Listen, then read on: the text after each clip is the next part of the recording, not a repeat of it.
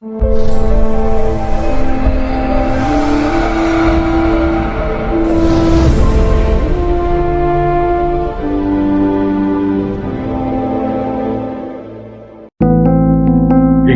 on the subscribe button, especially the bell on the right side. Otherwise, you will miss the latest videos.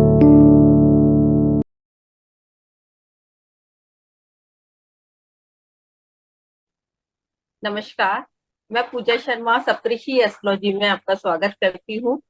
आज मेरे साथ गजेंद्र सरकार sir हैं।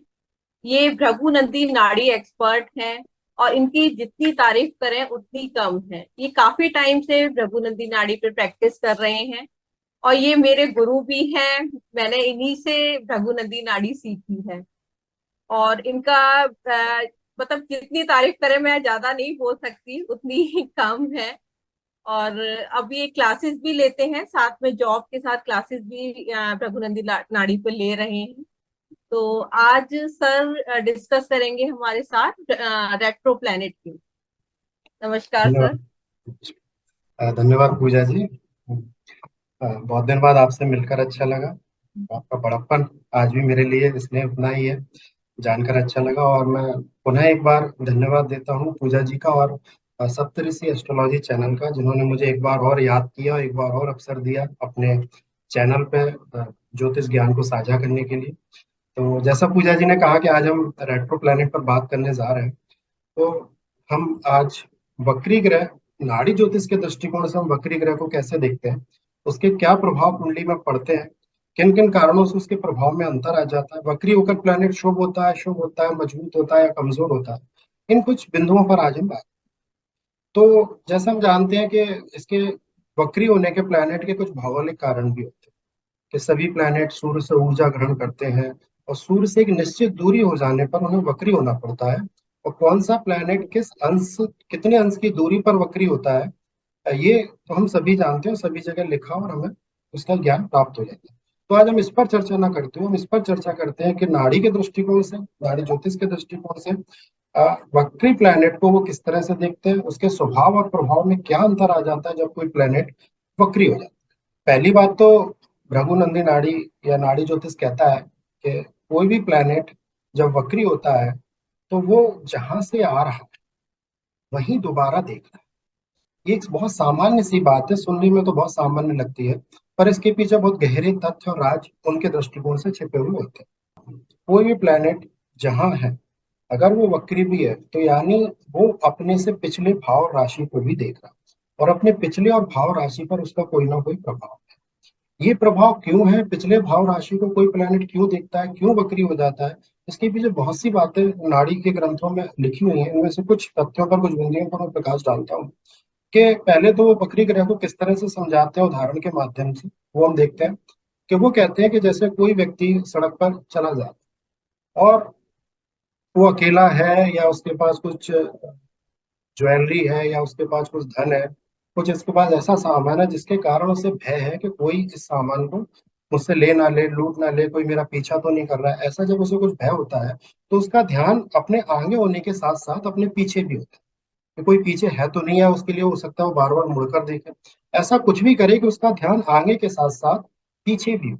तो इस उदाहरण को उन्होंने वक्री प्लैनेट से समझाया है कि कोई व्यक्ति जिसका ध्यान आगे के मार्ग पर होते होते जब पीछे भी हो, ठीक ऐसे ही वक्री ग्रह को समझे कि वक्री ग्रह जहाँ बैठा है, जहाँ जन्म लेता है, वहां तो उसका ध्यान होता ही होता है, साथ में उसका बहुत सा ध्यान पीछे भी होता है।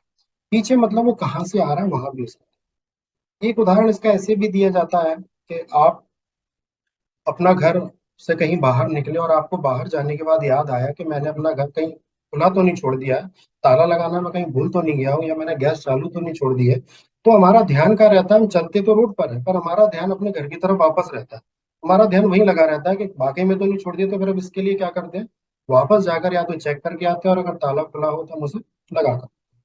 तो कहने का उद्देश्य ये है, वो ये कहना चाहते हैं इस माध्यम से कि वक्री प्लैनेट जहाँ जन्म लेता है, जहाँ बैठा होता है जन्म को, वहां तो वो बैठा ही होता है एक निश्चित प्रतिशत की ताकत से, साथ ही साथ वो अपने पिछले भाव राशि पर भी लगभग 50% की ताकत से अपनी उपस्थिति रखता है। और इससे एक तथ्य और ऐड करते हैं वो कि इसका मतलब ये है कि वो जहां बैठा है वहां 100% की ताकत से नहीं। वो प्लेनेट जहां बैठा है वहां लगभग 90% की ताकत से बैठा है, और जहां उसका ध्यान है यानी अपने पिछले राशि भाव में, वो लगभग 50% की ताकत से उपस्थित माना जाता है। अब हम इसको जब बहुत गहराई से अध्ययन करते हैं, मनन चिंतन करते हैं, तो पाते हैं कि कोई प्लेनेट जहां से आया, और नाड़ी ज्योतिष ये मानता है, या लगभग सभी ज्योतिष पद्धतियां ये मानती है, कि कोई भी प्लेनेट निरंतर कुंडली में चल रहा है। जैसे हम गोचर को देखते हैं कि वो निरंतर चल, जब हमारा जन्म होता है तो हम एक उसका फोटो ले लेते हैं, एक स्थायी कुंडली जरूर बना लेते हैं, पर न हमारे जन्म से पहले प्लेनेट रुके हुए थे, न हमारे जन्म के बाद रुके। इसका मतलब ये है कि कोई प्लेनेट हमारी जन्म से पहले भी चल रहा था और हमारी मृत्यु के बाद भी चलता रहेगा और अगला जन्म देगा। तो ये जो निरंतर चलने की प्रक्रिया है, इसलिए नाड़ी ज्योतिष कहता है कि कोई भी प्लेनेट पीछे राशि भाव में अपना पूर्व जन्म देखता है, यानी पूर्व जन्म में वहां से आ रहा होता है, और अगले राशि भाव में उसका अगला जन्म। एक गोचर के सामान्य सिद्धांत को थोड़ा सा और दृष्टिकोण से देखें, तो गोचर के बाद वो कहते हैं कि अगला जन्म उसका आगे के मार्ग में, और पीछे जहां से आ रहा है वो उसका पूर्व। तो ये सिद्धांत भी है। इसका मतलब अगर कोई प्लेनेट वक्री हो रहा है और अपने पिछले राशि भाव को देख रहा है, या वहां उसका कोई इंटरेस्ट और रुचि है, तो इसका उसका मतलब ये है कि उसका पूर्व जन्म से, या पूर्व यात्रा से, या पूर्व ऋण से, या पूर्व कर्ज से उसका कोई ना कोई संबंध जरूर है, जिसके कारण वो इस जन्म में वक्री हुआ है। यानी दूसरे शब्दों में ये भी कहा जा सकता है कि इस जन्म में वो अपने वर्तमान कर्मों, वर्तमान फल, वर्तमान ऋणों को भोगने के साथ साथ पूर्व जन्म के कुछ ऋण, फल, कर्ज, शुभ अशुभ, अच्छा बुरा, कुछ ना कुछ जरूर साथ में भोगेगा, क्योंकि अभी उसका कुछ कर्ज या ऋण बाकी है जिसे भोगने के लिए वो इस जन्म में पुनः वक्री हो। एक अलग दृष्टिकोण से ये भी कहा जा सकता है कि जब परमात्मा किसी प्लेनेट से इस जन्म के भोगों के अतिरिक्त, इस जन्म के कर्म और ऋणों के अतिरिक्त, जब पूर्व जन्म के कर्म और ऋणों को भी साथ में उसके परिणाम से उसको संलग्न रखना चाहता है, तो उस प्लेनेट को वो वक्री कर देता है। अब उसे शुभ परिणाम मिलेंगे, अशुभ परिणाम मिलेंगे, कोई प्लेनेट ताकतवर हो जाएगा या कमजोर हो जाएगा, वो निर्भर करेगा कि वक्री होने के बाद उसकी स्थिति पर क्या प्रभाव। सामान्य सिद्धांत कई तरह की बातें करते हैं। सामान्य सिद्धांत कहते हैं कि शुभ प्लैनेट वक्री हो तो उसकी शुभता बढ़ जाती है, अशुभ प्लैनेट वक्री हो तो उसकी अशुभता बढ़ जाती है।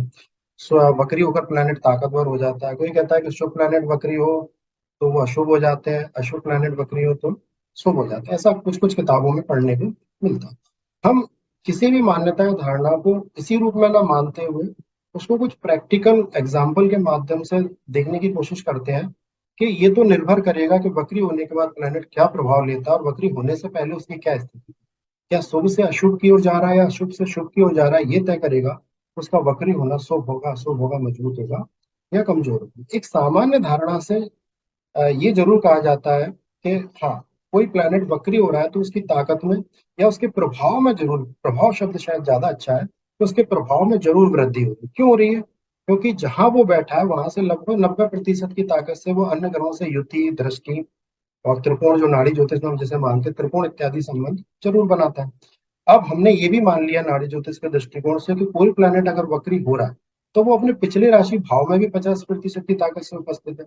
तो इसका मतलब ये है कि वो 50% की ताकत से वहां से भी दृष्टि, युति, त्रिकोण या 3, 11, 2, 12 जो नाड़ी की दृष्टियां और प्रभाव मानते हैं उनके अनुसार वहां से भी वो संबंध बनाएगा। तो ये तो तय है कि कुंडली में उसका प्रभाव बढ़े, और इसलिए शायद ये मान्यता निकल कर आती है, जैसे सभी ज्योतिष पद्धतियां मानती हैं, कि वक्री प्लैनेट जो है कुंडली को लगभग 80 से 90% कवर कर लेता है, या अपने प्रभाव कुंडली में 80 से 90% ले लेता है, या दूसरे प्लैनेट या कुंडली का प्रभाव उस पर 80 से 90% आ जाता है। ये प्रतिशत 100 भी हो सकता है, क्योंकि दो राशि और भाव से वो संबंध बने। हाँ, तो ये कहा जा सकता है सामान्य धारणा में उसका प्रभाव बढ़ता है। अब ये प्रभाव बढ़ना उसके लिए और कुंडली के लिए किस तरह के परिणाम देगा, शुभ देगा परिणाम, उसके निजी परिणाम क्या होंगे, उस पर निजी प्रभाव क्या पड़ेगा, और उससे कुंडली को या अदर प्लेनेट को क्या मिलेगा, ये उसके वक्री होने होने से पहले और होने के बाद की स्थिति से पता चलेगा। हाँ, ये जरूर देखने में, ये जो हमने प्रभाव वाली बात की और ताकत वाली बात की, इससे भी सिद्ध होती है कि जैसे हम अपने घर से निकले, एक रास्ते को हमने देखा, फिर जब हम वक्री होकर उसी रास्ते पर दोबारा आते, तो निश्चित रूप से वो रास्ता हमारा पहले देखा हुआ होता है, तो हम ज्यादा सहज, ज्यादा कंफर्ट और ज्यादा मैच्योर होते हैं उस रास्ते, और फिर एक बार उस रास्ते से हमें तीसरी बार भी दोबारा आना। तो इसलिए शायद ये मान्यता है कि जो प्लेनेट वक्री होता है उसकी ताकत और प्रभाव बढ़ जाता है। अब हम देखते हैं कि प्रभाव किस किस तरह से बदल सकते हैं अलग अलग उदाहरण के जरिए। तो देखिए, हाँ, थोड़ा सा मैं बता दूं कि नाड़ी ज्योतिष में हम प्लैनेट को सभी प्लैनेट को लगभग एक दृष्टि से देखते हैं। इसमें मंगल, शनि और खासकर भृगु नंदी नाड़ी में गुरु की भिन्न भिन्न दृष्टियों का प्रयोग नहीं करते। कोई भी प्लैनेट जहाँ बैठा है उसके साथ जो बैठे हैं उनसे वो युति संबंध बनाता है, और एक साथ को हम दृष्टि संबंध मानते हैं। और साथ में त्रिकोण संबंधों को भी, यानी जो जहाँ बैठा वहां से 1, 5, 9 में जो भी प्लैनेट बैठे हैं उनसे वो 70 से 75% का ये एक युति संबंध त्रिकोण के रूप में भी बनाता है। और तीसरा 2, 12 और 3, 11 के संबंध को भी हम मान लेते हैं। इनको हमें थोड़ा सा कंसिडर करके चलो। तो देखिए, जैसे ये उदाहरण हमारे साथ हम देख रहे हैं कि दसम भाव में गुरु जो है अपनी नीच राशि में बैठा है, ठीक है, पर वो वक्री है। तो अब यहाँ पर सभी मान्यता धारणाओं से अलग हटकर हम ये विचार करते हैं कि चाहे जैसा नाड़ी ज्योतिष कहता है, गुरु कोई भी प्लेनेट वक्री होगा तो अपने पिछले राशि भाव में 50% ताकत से अपना प्रभाव जमा लेगा। तो इसका मतलब ये हुआ कि गुरु जहाँ बैठा है वहां वो अपनी नीच राशि में बैठा है, पर वक्री होकर वो धनु राशि और नवम भाव के 50% प्रभाव ले लेता है। तो इसका मतलब ये है कि गुरु में नीच राशि की जो कमजोरी हम यहाँ देख, एक आंशिक कमजोरी जरूर हो सकती है वो नीच राशि में, या दूसरे शब्दों में कहें तो गुरु का जो मूल तत्व और मूल स्वभाव है उसमें मकर राशि होने के कारण कमी आ रही है। जैसे गुरु आशीर्वाद का, भाग्य का, है ना, सुख का, और बहुत सारी चीजें भाग्य से देने का कारक है। तो अगर वो मकर राशि में, तो चूंकि ये कर्म की राशि है, भाग्य यहाँ पर इतना प्रबल होता नहीं है, इसलिए गुरु यहाँ पर नीच हो जाता है, क्योंकि यहाँ वो कर्म प्रधान होता है। तो गुरु के जो भाग्य के प्रभाव है, आशीर्वाद के प्रभाव है, शुभता के प्रभाव है, वो मकर राशि में थोड़े से कार्मिक बंधनों में बन जाते हैं, प्रैक्टिकल हो जाते हैं। इस कारण से गुरु थोड़ा कमजोर। पर चूंकि प्लेनेट वक्री हुआ है, यानी पूर्व जन्म से कुछ शुभता का ऋण उस पर बाकी था, कुछ शुभ ऋण उस पर बाकी था, इसलिए वो वक्री हुआ और इस कुंडली के सबसे मजबूत भाव और राशि का उसने प्रभाव ले लिया 50% की ताकत से। तो इसका मतलब ये हुआ कि गुरु की जो नीचता थी उसमें काफी हद तक यहाँ पर कमी आई। यह गुरु पर जो कर्म प्रभाव अधिक बढ़ रहे थे उसके साथ साथ अब इसमें भाग्य और आशीर्वाद के प्रभाव भी बढ़ जाए। तो इससे जो प्लैनेट अब रिलेशन बनाएगा उसको निश्चित रूप से ताकत मिलेगी। और और इस पर जो प्लैनेट दृष्टि डालेंगे इसकी ताकत को निश्चित रूप से बढ़ाने का प्रयास करेंगे, जो शत्रु होंगे उन्हें छोड़। और अगर हमने केवल एक प्लेनेट लिया है जिससे हम उसको ठीक ठाक समझ सके कि पिछले राशि भाव से इस गुरु को बहुत ताकत प्राप्त हो रही है, और यहाँ जो जहाँ बैठा है गुरु वहां से भी युति, दृष्टि और त्रिकोण संबंध स्थापित करेगा, और जहाँ जा रहा है वहां से भी कम ताकत से जरूर, पर ये संबंध यहाँ से भी बने। तो ये लगभग कुंडली के 80 से 90% भाव को कवर भी करेगा, और जिनसे रिलेशन बनाएगा उनको अधिक ताकतवर या शुभ दृष्टि से रिलेशन बनाएगा। तो हम यहाँ कह सकते हैं कि यहाँ गुरु का वक्री होना इस कुंडली के लिए, गुरु के लिए शुभ है। अब और प्लेनेट की भले हमने यहाँ बात नहीं की है, जैसे जैसे प्लेनेट रिलेशन बनाएंगे वैसे वैसे प्रभाव घटते हैं, बढ़ते चले जाएंगे। जैसे मान लीजिए सूर्य को हम यहाँ बिठा दें नवम भाव में, तो क्या होगा, गुरु की ताकत में और वृद्धि, क्योंकि एक तो वो अपनी नीच राशि से वापस आया और अपने भाग्य की, अपने घर की, अपने घर में आया, अपने भाग्य की राशि में आया, आशीर्वाद की राशि में आया, शुभ राशि में आया, सम्मान की राशि में आया, हायर एजुकेशन की राशि में आया, भाव में भी आया, और साथ साथ धर्म की राशि में। और सूर्य के होने से क्या हो गया, इस गुरु को, इस सम्मान को राजसी तत्व भी प्राप्त हो, यानी धर्म के साथ साथ प्रतिष्ठा भी उसके पास आ गई, रॉयलनेस भी उसके पास आ गई। तो हम ये कह सकते हैं कि यहाँ सूर्य के बैठने से और ताकत बढ़ जाती है। और जितने गुरु के मित्र यहाँ बैठते हैं, इस वक्री होने से राशि और भाव से तो ताकत गुरु प्राप्त कर ही रहे हैं, साथ साथ में अगर जितने मित्र वगैरह सपोर्ट करेंगे उतनी उनकी ताकत में वृद्धि होगी। और शत्रु होंगे तो हमें उन्हें उस हिसाब से कंसीडर करना पड़ेगा। अब शत्रु होके कहाँ से बैठ के संबंध बना रहा है, क्या धनु राशि से ही बैठकर संबंध बना रहा है या किसी और राशि भाव से? अब धनु में ही बैठेगा तो कुछ ना कुछ शुभता वो वैसे भी प्राप्त कर लेगा। अब इसी उदाहरण को थोड़ा सा राशि भाव बदल कर हम देखते हैं। जैसे ये एग्जाम्पल, अभी हमने देखा कि गुरु 10th हाउस से वक्री हुआ था और 9th हाउस में जा, यहाँ हमने गुरु को 11th हाउस में रखा, और 11th हाउस से वक्री होकर वो अपनी 50% प्रभाव जो है दसम भाव में भी बना। अब यहाँ नजरिया हमें थोड़ा सा बदल कर देखना होगा। ये नहीं कि वक्री होता है तो ताकतवर ही होगा, गुरु शुभ ग्रह है, वक्री होगा तो संभावना निश्चित ज्यादा रहती है कि गुरु की शुभता में बढ़ेगी, वृद्धि होगी, क्योंकि ये नैसर्गिक शुभ। पर कभी कभी ये स्थितियां भी आ जाती हैं। तो गुरु लाभ भाव में हमें ठीक ठीक ठीक स्थिति में दिखाई दे रहा है, एक तो गुरु जैसा ग्रह कुंडली के लाभ भाव में बैठा है, कुछ ना कुछ लाभ हमें देने की स्थिति में। पर ये जब वक्री होता है तो वक्री होकर ये अपनी नीच राशि में 50% की ताकत से जाता है, और इसकी नीच राशि में अ, इसका शत्रु राहु भी बैठा हुआ है, और वो शत्रु जो है वो शनि की राशि में, यानी अपने मित्र की राशि में, तो उसमें भी अच्छी ताकत है। तो ताकतवर राहु जब गुरु के यहाँ आने से उससे मिलेगा तो निश्चित रूप से गुरु को कुछ ना कुछ नुकसान को जरूर पहुंचे। तो हम कहेंगे कि गुरु की जो भाग्य और शुभता का जो प्रभाव था वो यहाँ पर उतना नहीं बढ़े, यानी यहाँ गुरु का वक्री होना हम कह सकते हैं एक दृष्टिकोण से हमें थोड़ा कमजोर प्रतीत हो रहा है, यानी यहाँ वक्री होगा उसको थोड़ा सा कमजोर कर। अब जैसा मैंने कहा कि अदर प्लैनेट क्या रिलेशन बनाते हैं उससे हमें इसका आकलन और करना पड़ेगा। अगर इसके राहु के त्रिकोण इत्यादि में सूर्य भी बैठा हो, मंगल भी बैठा हो, तो निश्चित रूप से वो गुरु को वक्री होने के बाद राहु से युद्ध में सपोर्ट जरूर करेंगे और उसकी कमी आने में, कमजोरी आने में उसका बचाव करेंगे। तो ऐसे हमें कुंडली के अकॉर्डिंग उसे देखना। एक और उदाहरण लेते हैं। जैसे देखिए शनि यहाँ पर अपनी राशि और अपने भाव में, वैकाल पर उस कुंडली का हमने एग्जाम्पल लिया है, बैठा हुआ है और यहाँ से वो वक्री हो रहा है। तो वक्री होके कहाँ जा रहा है, वो इस कुंडली के नवम भाव धनु राशि और वहां पर साक्षात देव गुरु भी बैठे हुए हैं। तो हम ये कह सकते हैं कि यहाँ इनका वक्री होना अच्छा है। और वैसे भी भृगुनंदी नाड़ी में या नाड़ी ज्योतिष में शनि गुरु के संबंध को एक बहुत अच्छा संबंध कहा गया है। इसे धर्म कर्म योग कहा गया है और कहा गया है कि जब भी कर्म धर्म कारक या आशीर्वाद कारक या भाग्य कारक जब गुरु से संबंध बना ले तो कर्मों की स्थिति में सुधार निश्चित रूप से होता है। तो ये स्थिति देखकर लग रहा है कि शनि दसम भाव में वैसे भी अपनी राशि में अच्छी स्थिति में है, पर जब वक्री होते हैं तो गुरु का प्रभाव भी प्राप्त कर लेते हैं, धर्म कर्म योग का भी निर्माण कर लेते हैं। शनि दसम भाव के साथ साथ कुंडली के भाग्य भाव पर भी अपना प्रभाव जमा लेते हैं और धनु राशि जो सम्मानित हायर एजुकेशन की और एक अच्छी राशि उस पर भी अपना प्रभाव जमा लेते हैं। तो निश्चित रूप से शनि की ताकत यहाँ बहुत बढ़ती है। अब कौन से और प्लेनेट रिलेशन बनाते हैं उससे ताकत में वृद्धि या कमजोरी होगी वो हमें अपने हिसाब से देखना होगा। जैसे उदाहरण स्वरूप शुक्र को यहाँ रख दिया जाए तो कहने को तो गुरु शुक्र शत्रु है, पर नाड़ी ज्योतिष कहता है कि दो गुरुओं का योग, और दो गुरुओं का योग जब भी हमारे कर्म कारक से हो तो हमें गुरु वाले कर्मों में गुरुओं वाला तत्व जरूर प्रदान करता है। दूसरा, हमारे देव गुरु बृहस्पति हैं, वो हमारे धार्मिक गुरु हैं, आध्यात्मिक गुरु हैं, वेद पाठी ब्राह्मण है। और शुक्र जो है वो दैत्य गुरु है, तो वो संसार का ज्ञान हमें देते हैं, सांसारिक गुरु है, संसार की समझ, संसार का ज्ञान। तो दोनों गुरुओं से संबंध होने से शनि के टीचिंग प्रोफेशन में, प्रोफेसर लेक्चरार होने में, ज्योतिष होने में, ज्ञान के किसी क्षेत्र से जुड़े होने में, काउंसलर होने में, डॉक्टर होने में और काफी सारे क्षेत्रों में ये शनि को मदद करता है।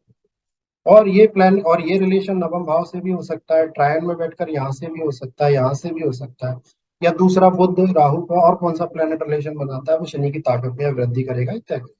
अब शुक्र की जगह मान लो हम यहाँ पर नवम भाव में सूर्य को रख दें तो शनि को जब वक्री होगा तो गुरु और सूर्य जैसे प्रतिष्ठा और सम्मानित ग्रहों से जब धनु राशि और नवम भाव में मुलाकात होगी तो उसके गवर्नमेंट जॉब में जाने के, उसके जीवन में ज्ञान के बढ़ने के, सम्मान के बढ़ने के, राजनीति में आने के, ना अच्छा काउंसलर होने के, डॉक्टर होने के और बहुत सारे योग बन सकते हैं। अच्छा पद प्रतिष्ठा आईएएस आईपीएस तक वो व्यक्ति जा सकता है, संभावना बनती है। तो ऐसे हमें देखना। अब शनि यहाँ पर वक्री नहीं होते तो इतने शुभ प्रभाव से वो वंचित रहते, ठीक स्थिति थी उनकी पर इतने बड़े शुभ प्रभाव से वो वंचित हो। एक उदाहरण और देखते हैं। शनि पिछली कुंडली में भी वक्री हुए थे, शनि यहाँ भी वक्री हो रहे हैं, पर यहाँ वक्री होकर शनि को क्या मिल रहा है वो हमें देखना पड़ेगा। क्या यहाँ भी शनि वक्री होकर शुभता प्राप्त करेंगे या नहीं है, ये हमें देखना होगा।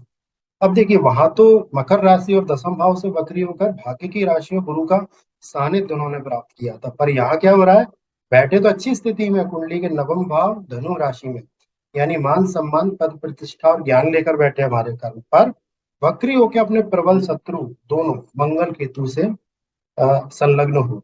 इसका मतलब है कि पूर्व जन्म से मंगल केतु का कोई ऋण इन पर बाकी है, इसलिए इस जन्म में न भाग्य का साथ तो मिला, धनु राशि का सम्मान तो मिला, पर पिछले जन्म के कुछ ऋण के कारण इन्हें कर्मों में कोई ना कोई परेशानी उठानी पड़ेगी, क्योंकि मंगल केतु शनि के मार्ग में सांसारिक और भौतिक दृष्टिकोण से थोड़े से रुकावट का योग है।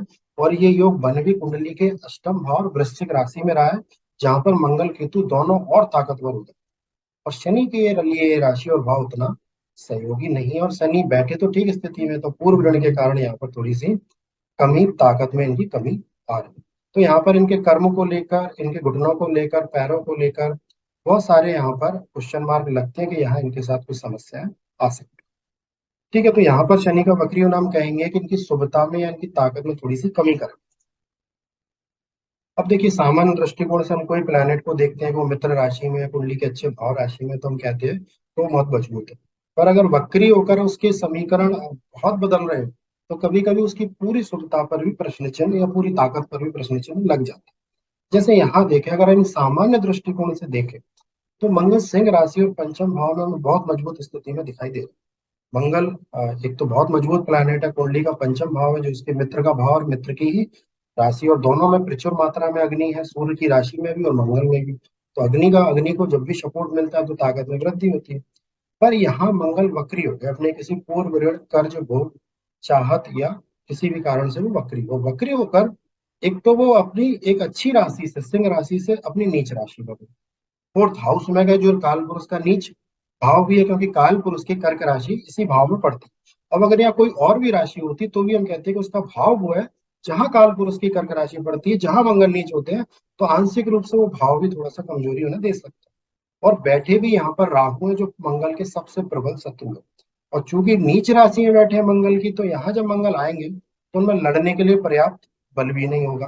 तो नीच राशि माने का राहु से उन्हें युद्ध करना पड़ेगा, और राहु का सपोर्ट करने के लिए राहु के दो मित्र भी यहाँ पर प्रभाव डाल रहे हैं। शनि एक साथ की दृष्टि से प्रभाव डाल रहे हैं, और बुध नाड़ी ज्योतिष के दृष्टिकोण से त्रिकोण संबंध से राहु को सपोर्ट करेंगे, क्योंकि ये दोनों राहु के प्रबल मित्र हैं और मंगल के प्रबल शत्रु हैं। तो मंगल के बारे में हम क्या कह सकते हैं यहाँ पर? मंगल को अपनी ताकत में क्षति हो, मंगल को नुकसान पहुंचेगा, और मंगल हमारे जीवन में जिन जिन चीजों का कारक है वहां हमें परेशानी देखनी पड़ सकती है। जैसे हमारे साहस का कारक है, बल ऊर्जा का कारक है, हमारे छोटे भाई का कारक है। नाड़ी ज्योतिष के दृष्टिकोण से स्त्री कुंडली में पति का कारक है, दांतों का कारक है, ठीक है, और एनर्जी का कारक है, और बहुत सी चीजों का कारक है। तो वहां इन सभी क्षेत्रों में हमारे शरीर और शारीरिक बल का कारक है, तो इन सभी क्षेत्रों में रुकावट, परेशानी या समस्या देखी जा सकती है। और एक आध उदाहरण पर हम बात करते हैं। सर जैसे राहु केतु तो हमेशा वक्री ही रहते हैं, है ना, जी। तो उसको हम पीछे घर में मानेंगे कि नहीं मानेंगे? हाँ, बहुत अच्छा सवाल किया आपने, ये आना वीडियो बहुत जरूरी था, ये सवाल बहुत आता है हमारी क्लासेस में। तो राहु केतु चूंकि हमेशा ही वक्री होते हैं, तो वो उनकी नैसर्गिक एक चाल है। जैसे अन्य ग्रह कभी कभी वक्री होते हैं, नैसर्गिक वो मार्गी है, तो हम उन्हें ये मान के अध्ययन नहीं करते कि वो अगर उल्टे हुए हैं तो उल्टे ही चले, है ना। इसलिए हम उसके वक्री को विशेष मान्यता देते हैं, क्योंकि इसका मूल स्वभाव वक्री होना नहीं, है ना। ये मार्गीय स्वभाव के प्लेनेट है, और वक्री हो रहे हैं तो किसी विशेष कारण से हो। पर चूंकि राहु केतु सदैव ही नैसर्गिक रूप से ही वक्री चलते हैं, इसलिए उनको हम विशेष रूप से वक्री न मानकर इस तरह से अध्ययन नहीं करते। यानी वो जहाँ बैठे हैं हम उन्हें उसी मार्ग में अध्ययन करते रहेंगे, उनको ये मानकर अध्ययन नहीं करेंगे कि वो पीछे जाएंगे। और इस सवाल से एक सवाल और याद आया जो बहुत पूछा जाता है, कि जब हम प्रोग्रेशन वगैरह यूज करते हैं, तो वक्री प्लैनेट के प्रोग्रेशन को क्या पिछले घर से स्टार्ट करना चाहिए, किस डिग्री से करना चाहिए? तो इसका जवाब भी मैं दे देता हूँ, कि जब हम प्रोग्रेशन वगैरह नाड़ी ज्योतिष में देखते हैं, तो हमें जहां प्लैनेट बैठा है वहीं से उसका प्रोग्रेशन स्टार्ट करना होता है, जिस डिग्री पर बैठा है वहीं से उसका स्टार्ट करना होता है। हम उसको ऐसा मानकर स्टार्ट नहीं करेंगे कि वो पिछले राशि भाव में जाकर वहां से अपने प्रोग्रेशन की यात्रा को स्टार्ट करेगा, क्योंकि किसी विशेष कारण से वक्री हुआ है, इसका मूल स्वभाव वक्री होना नहीं। कितनी भी डिग्री पर प्लैनेट वक्री हो, चाहे 29 डिग्री पर हो चाहे 1 डिग्री, उसको वक्री हम पिछले राशि भाव में उसी उतनी ही ताकत से मानेंगे जो प्रतिशत हमने 50 अभी दिया। हाँ, इसमें ये अंतर हमें अपने निजी स्तर पर देखना होगा। कोई प्लेनेट हो सकता है 1 डिग्री ही चलना शुरू किया हो नेक्स्ट भाव में, तो निश्चित रूप से वो जहां से निकला है उसके बहुत से प्रभाव उस पर वैसे ही बाकी है नेचुरल, तो वो प्रभाव उसमें ज्यादा होंगे ही होंगे। जैसे कर्क से मान लीजिए यहाँ पर मंगल 1 डिग्री पर या 2 डिग्री पर अभी सिंह में पहुंचा, तो अभी कर्क की कमजोरी अभी उसमें थोड़ी सी बाकी है, ये मानकर हम चले। और यही मंगल 20-25 डिग्री अगर पार कर चुका होगा तो सिंह की बहुत सारी ताकत वो ले चुका होगा। तो ये हमें अपने निजी स्तर पर अध्ययन करना है। बाकी शास्त्र यही कहता है, नाड़ी के ग्रंथ यही कहते हैं कि जहां बैठा है उससे पीछे उसे 50% की ताकत से ही बैठा मानना है। और कोई भी यहाँ पर उन्होंने डिग्री का दृष्टिकोण अलग से नहीं दिया है। इसका मतलब ये मानकर नहीं चलेंगे कि कम या ज्यादा डिग्री होगी तो उसके प्रतिशत में कोई कमी या वृद्धि होगी। हाँ, निजी स्तर पर कैसे और उसका अनुभव कर लेना चाहिए वो मैंने आपको बता दिया, कि भाई मंगल यहाँ पर अगर 1 डिग्री का ही है तो अभी कमजोरी से निकला है, तो कमजोरी उसकी ज्यादा हो सकती है। तो ये थे 2 सवालों के जवाब, आगे बढ़ते हैं।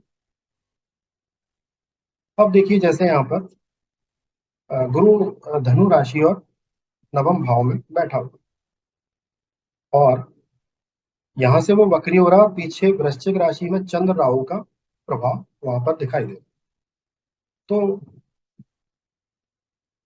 तो हम यहाँ देख पा रहे हैं कि गुरु अच्छी राशि और अच्छी भाव में बैठा हुआ, तो हमें लग रहा है कि गुरु ताकतवर है। पर जब राहु चंद्र से मिलता है तो निश्चित रूप से राहु चंद्र ही होगा जिसमें एक उसका मित्र और दूसरा उसका शत्रु, और जो मित्र है वो नीच स्थिति में, यानी बहुत पीड़ित अवस्था में राहु के साथ है। तो गुरु का यहाँ पर वक्री होना गुरु की कमजोरी और शुभता के दृष्टिकोण से तो हम देखेंगे ही देखेंगे, साथ में ये भी देखेंगे कि जो मित्र और शत्रु बैठे हैं, उन्हें वो किसकी मदद करेगा और उससे उसको क्या प्रभाव होगा। तो गुरु निश्चित रूप से जिस ताकत या जिस शुभता में अभी है, धनु राशि और नवम भाव, वो तो अच्छी स्थिति है। तो अच्छी स्थिति लेकर अगर गुरु वक्री हो रहा है तो निश्चित रूप से पीछे जो स्थिति है उसमें परिवर्तन आएंगे। तो एक तो नीच चंद्र और एक राहु। तो निश्चित रूप से ये कहा जा सकता है कि गुरु जो चंद्र का पुत्र है, क्योंकि चंद्र कालपुरुष की माता है, सभी प्लेनेट को हम इनका पुत्र मान के, इनकी संतान मान के अध्ययन करते हैं। तो गुरु जो इनका बेटा है, वो पीछे जब जा रहा है तो अपनी माँ को देख रहा है जो बहुत पीड़ित अवस्था में है, राहु से पीड़ित है, वृश्चिक राशि है, कालपुरुष का अष्टम भाव है। तो यहाँ गुरु की ताकत में थोड़ी सी कमी जरूर आएगी, पर चूंकि शुभ स्थिति और शुभ राशि भाव से चूंकि वो वक्री हुआ है, यानी अच्छी ताकत लेकर आया है, तो निश्चित रूप से राहु से चंद्र को बचाने में गुरु यहाँ पर बहुत मदद करेगा। और चंद्र की जो नीच स्थिति और राहु से जो उनका संघर्ष हो रहा है, उसमें निश्चित रूप से चंद्र को कुछ ना कुछ फायदा होगा और चंद्र की स्थिति में सुधार होगा। और राहु के जो अशुभ प्रभाव आ रहे थे अष्टम भाव में और चंद्र के ऊपर, उनमें निश्चित रूप से थोड़ी सी कमी है।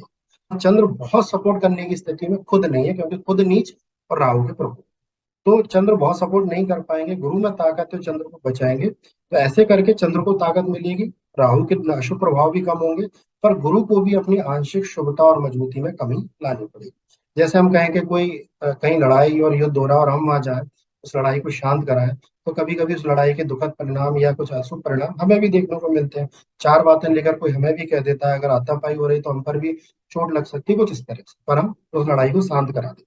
तो इस तरह से गुरु जब आएंगे तो चंद्रमा की स्थितियों को, यानी अपनी माँ की दुखद चिंता में, डिप्रेशन, टेंशन, एंजाइटी, है ना, या ऐसी स्थितियों में से उसे बाहर निकालेंगे। उन्हें उपाय से जोड़ेंगे, पूजा पाठ, योग, प्राणायाम, ऐसा कुछ भी करके उन्हें जोड़ेंगे। अब गुरु नाइन्थ हाउस जो लंबी यात्रा का भाव है, और चंद्र राहु, चंद्र यात्रा और राहु जो है वो पहियों का कारक है, तो ये भी हो सकता है पीछे जाके वो अपनी माता को यहाँ से दूर ले जाए, है ना। ऐसी बहुत सी चीजों को हम यहाँ कल्पना कर सकते हैं। कुल मिलाकर ये चंद्र के लिए अच्छा है, राहु को बैलेंस करेगा, और गुरु के लिए ठीक है, पर उसकी शुभता और ताकत में थोड़ी सी कमी जरूर है। ऐसे एक प्रैक्टिकल उदाहरण और देखते हैं।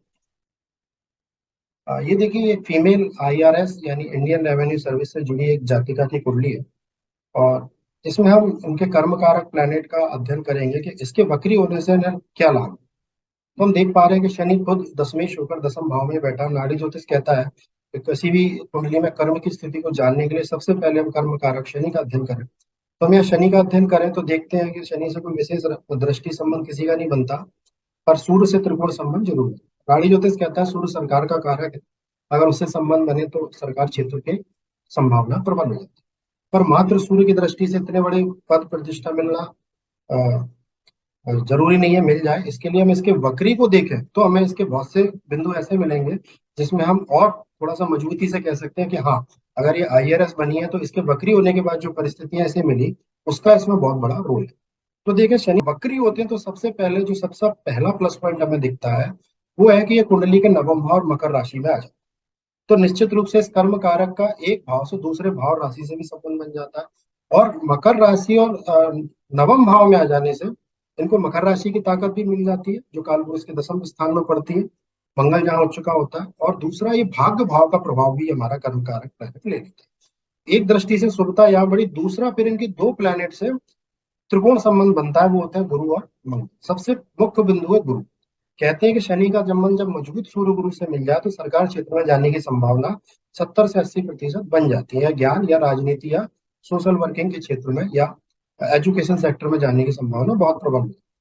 तो यहाँ से जब धर्म कर्म योग एक्टिव हो गया, इस कुंडली में सूर्य से संबंध बना ही हुआ था, न- नवम भाव में आने से एक शुभता प्राप्त हो गई, गुरु का त्रिकोण संबंध मिल गया, धर्म कर्म योग एक्टिव हो गया। और मंगल, गुरु मंगल सूर्य तीनों से जब संबंध बन जाए तो इसे नाड़ी ज्योतिष में एक अच्छा योग कहा जाता है। तो शनि जब बकरी हो जाते हैं तो सूर्य से संबंध लेकर ही आए थे, और इस कुंडली के नवमेश भी हैं शनि, और खुद नवम भाव में आ जाते हैं।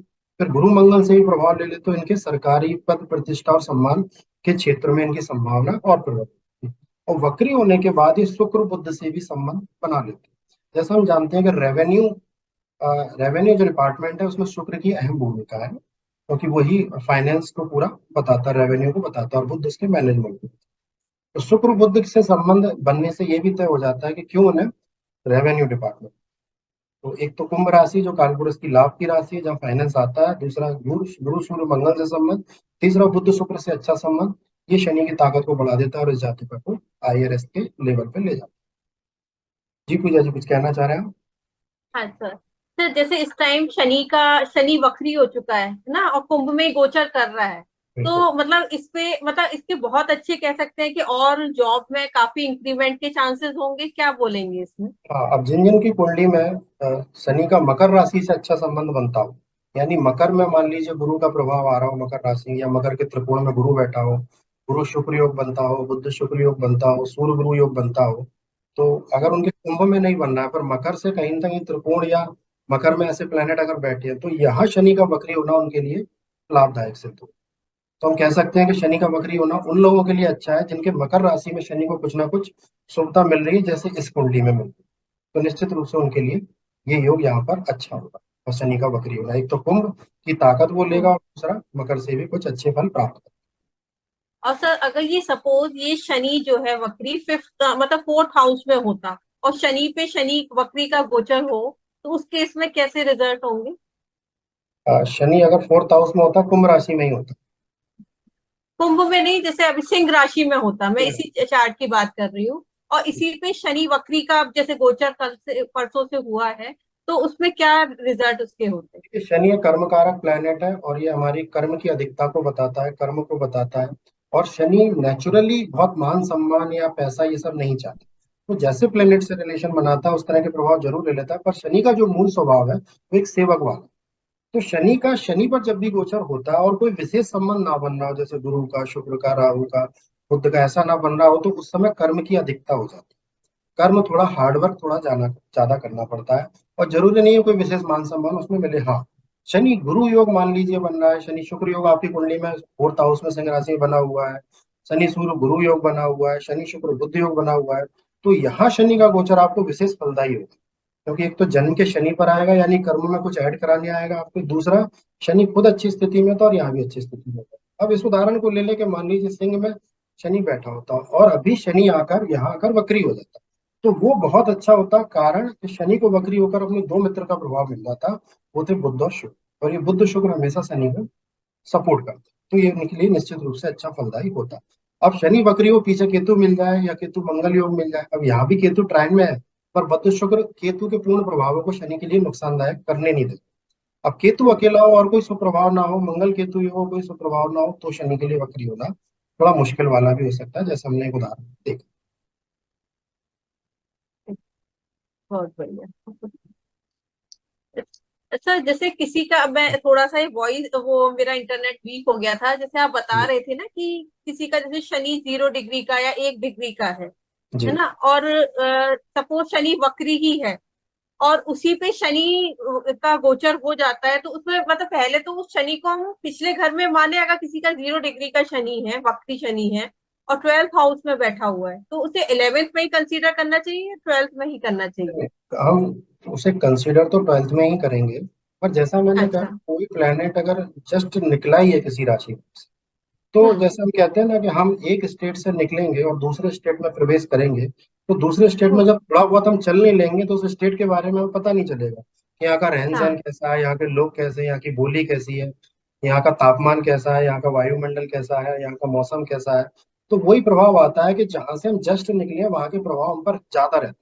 इसका मतलब ये नहीं है कि उसको हम 11 भाव में कंसीडर करें, कंसीडर तो हम 12 भाव में ही करेंगे और राशि प्रभाव भी हम 12 के ही लेंगे, पर कुछ बराबर। कुछ गुण हम कहेंगे सहयोग के रूप में हम ये मान के चलेंगे कि अभी इसके पुराने भाव के गुण पूरी तरह से समाप्त नहीं हुए, वो भी लेकर चल रहा है। तो अगर ताकत लेकर चला है और बहुत कम डिग्री का है, तो ताकत उसमें भी बाकी, और कमजोरी लेकर चला है तो बहुत कमजोरी है, तो कमजोरी उसमें बाकी, ये हम कहेंगे। या मान लीजिए गुरु का प्रभाव लेकर निकला है, हाँ, तो जब तक रास्ते में से कोई दूसरा ना मिल जाए प्लेनेट, तब तक गुरु के प्रभाव की अधिकता उसमें रहेगी। और जब अन्य प्लेनेट कोई से रास्ते में मिल जाएगा, उसकी डिग्री को जब वो क्रॉस कर जाएगा, तो आखिरी संस्कार उस प्लेनेट का मान के हम ये तय करेंगे कि हाँ, अब इस प्लेनेट के भी उसने प्रभाव ले लिया।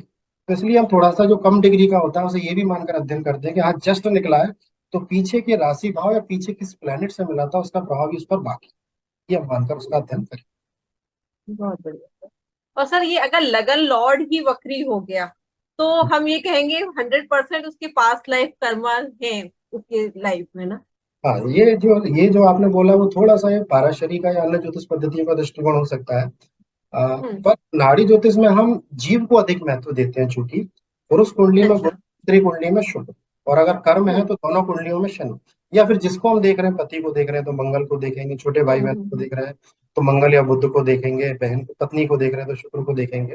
तो ये कहेंगे अगर जीव वक्री हो रहा है तो उसको हम विशेष रूप से काउंट करेंगे। यहाँ पर लग्न को हम बॉडी के रूप में ज्यादा मान्यता देते हैं, और जीवन जिसके अंदर है उसको हम जीव को मान्यता देते हैं। पुरुष कुंडली में गुरु, और गुरु वैसे जीव ही होता है, और स्त्री कुंडली में हम शुक्र को अध्ययन करते हैं। तो ये अगर वक्री हो रहा है तो निश्चित रूप से हम्म। आपको ये मान के चलना है कि हाँ, हमारे जीवन प्राण और अनुभव में पूर्व जन्म के कुछ ना कुछ प्रभाव बाकी हैं। पूर्व हमारी कुछ ऐसे कर्ज भोग ऋण बाकी हैं जिन्हें हमें विशेष रूप से इस जन्म में भोगना है।